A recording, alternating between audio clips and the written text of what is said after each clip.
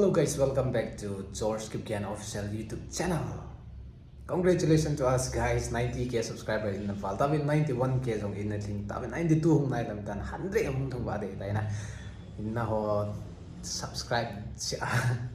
Hiza to subscribe thong ngai hin ai subscribe ho so season ki pa tho gen season hi tu ni hin ki pa na tu pa khat Thusim nga la lo ding in kain po in Thusim kain sei jom pan ki ting a hit tai ti jo gen sei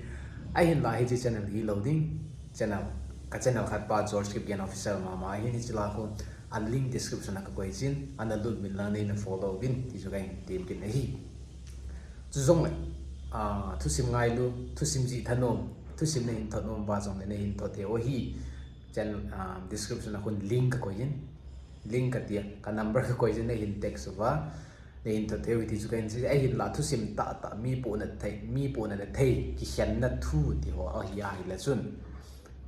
ai ke cheng ho ding awang boi poi na ai ke cheng lo ho x na hut ana chi sa Thusim ho in sun no mai wanga nangin po na ta Thusim ta hi ti na sut wanga chu khat na nga ten a pu na theu a ka pi theu thel po na lung na thei ta hian sun hi bi na sut ding jong le aminu hial win lang ai la wa ye a community ho hi ata ten sun hi win ti chu kain se hi ai wa Thusim nei in to jing theo hi ti chu kain se hi ai hin la hi chi channel lang ke upload loading description na link ko na ke upload na ka hin upload jing da ding ko nei na visit pi wa Thusim kain upload ding na like nei na bol pi wa comment na hoi pha nei pi chan wa fiom ka tha nom de ke hin upload de comment hoi mom chana chu ki tha si de jing e pasan du mai thum poi na kitil khawai le ki tha nom he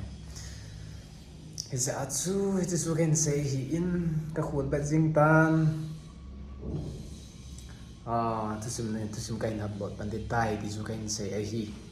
ka upload pan hi tai na ka visit the wa hi ti chu chom cha kain say